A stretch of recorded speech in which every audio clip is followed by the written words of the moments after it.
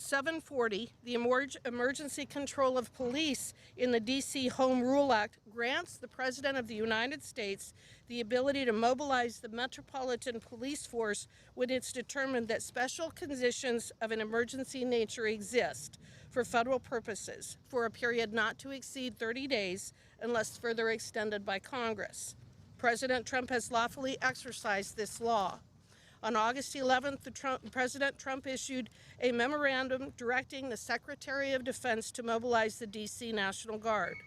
While governors control their state guards, the D.C. mayor does not control the D.C. Guard, which is under the control of the president. D.C. has seen major improvements in the incidence of crime in the last 3 weeks with the help of federal intervention. Homicide rates are down by 38%. Robbery is down by 62%. The total violent crime is down 45%, and carjackings are down 78%. Other governors and mayors should look at these improvements and welcome support from the government to keep their citizens safe. It is up to the governor of each state to decide if deployment of their National Guard is needed to help decrease violence and prioritize safety. It is important to note that ICE and other federal law enforcement has jurisdiction over illegal alien crimes everywhere in this country, and those governors and mayors do not have the legal right to declare their jurisdictions to be sanctuaries from federal law. I'm Harriet Hageman. I represent the great state of Wyoming. I am the chairman of the Article 1 Task Force, and I now turn it over to Chairman Pfluger of the RSC. Well, I want to start by thanking Congresswoman Harriet Hageman, who is the chairwoman of the Article 1 Task Force. And she's doing a great job. And we're surrounded as well by my colleagues who come from a variety of states, but come here to do the right thing. And unfortunately, we're having to turn our attention in Congress on doing what the District of Columbia, its mayor, and their leadership should have done long ago. And that's to keep this city safe. For too long, we have watched liberal activists like those right there parading as politicians to turn our nation's capital into a crime-infested embarrassment. D.C. became one of America's most dangerous cities because of failed soft-on-crime policies that devastated innocent families while coddling the very criminals terrorizing our states. And it made our capital unsafe for residents, for visitors, for members of Congress, and unfortunately even for our interns and our staff. President Trump has rightfully exercised his authority to restore law and order here over the last few weeks. And what a tremendous job our federal law enforcement officers have done for this city. This is what happens when you have leadership that actually cares about public safety. This is what happens when you have a president and a Congress who are focused on restoring law and order to this great country. Thank the good Lord that we have President Trump back in 1600 Pennsylvania Avenue. Now, Congress must take the next step and use our Article 1 powers. We cannot and will not allow D.C. to fall into a hellscape again. When the local government fails, it's our constitutional duty to act. Congress has a clear constitutional authority over D.C., and we will use it without hesitation to continue making D.C. safe and great again. Criminals should never feel more at home here in this city than the law-abiding residents and visitors and leaders from all over the country, and in fact all over the world, who come to visit this city. The days of letting the left's failed policies destroy great American cities is over. And again, I want to thank my colleagues for their hard work, especially that of Harriet Hageman on the Article 1 Task Force. I now turn it over to my good friend from South Carolina, Mr. William Timmons. Thank you. Good afternoon. I got back here on Sunday, and I got to tell you, the difference is truly incredible. I've been working for the last 6.5 years to try to keep this city what I know it can be, to work with the mayor, the city council, the chief of police, to help people that need help. Thousands of homeless people in our nation's capital. It has just ripped me apart. It is so sad to see people suffering. We need to help these people. And it's even more sad to see the people victimized by violent crime, whether they're killed, carjacked. I've seen members of Congress that have been mugged. We've had staff that have been killed.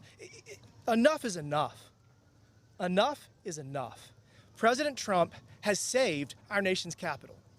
I've said for the last 6.5 years that a nation's capital in decline represents a nation in decline. We are not in decline.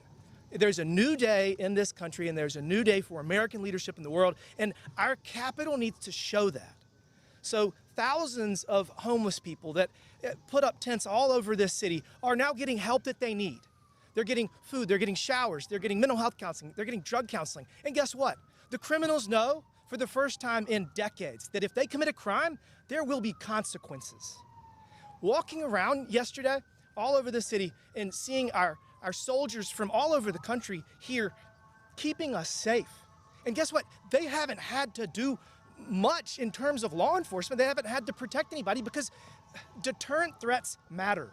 And having soldiers that are walking around, criminals know that they're going to be caught. They're going to be held accountable. And they know that this president is not going to let them out tomorrow.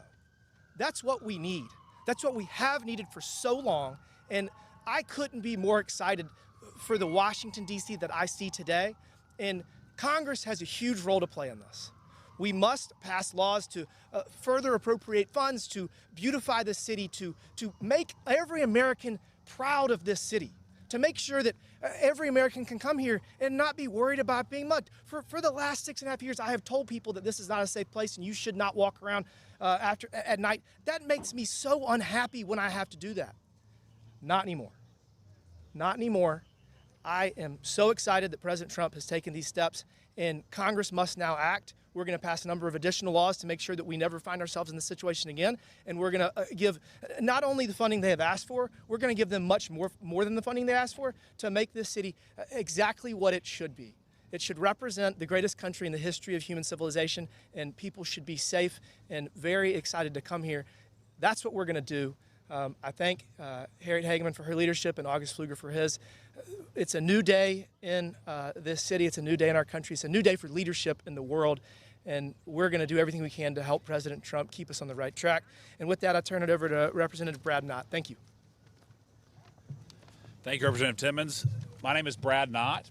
I'm from North Carolina, and before my time in Congress just a short while ago, I was a federal prosecutor.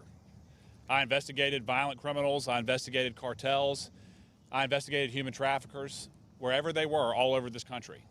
And it became very clear to me when I was working with law enforcement that if you don't fight crime, if you don't attack it, if you don't work hard for long sentences, crime will flourish. And that's exactly what we've seen here in Washington, D.C. for the last couple of years. And from my time as a federal prosecutor, I know some of the federal agents who have been called to serve in Washington as part of the president's initiative. And since their arrival, I have been astounded as I have stayed in touch with them at the amount of contraband, the number of dangerous people, whether it's drugs, whether it's gangs, whether it's illegal firearms, whether it's human trafficking, whether it's South American cartels, you name it, it is right here in Washington, D.C. The soft on crime policies of the Democrats has unfortunately allowed crime to spiral out of control, whether in D.C. or elsewhere around the country. Unfortunately, we are seeing the Democratic Party and the far left portions of this country protect the criminals rather than backing law enforcement.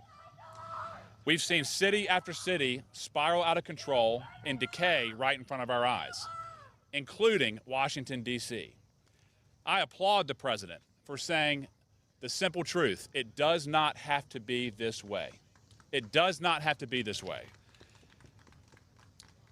And regardless of who you are, when you come to Washington, it's a safe city now. Businesses are thankful. Families are thankful.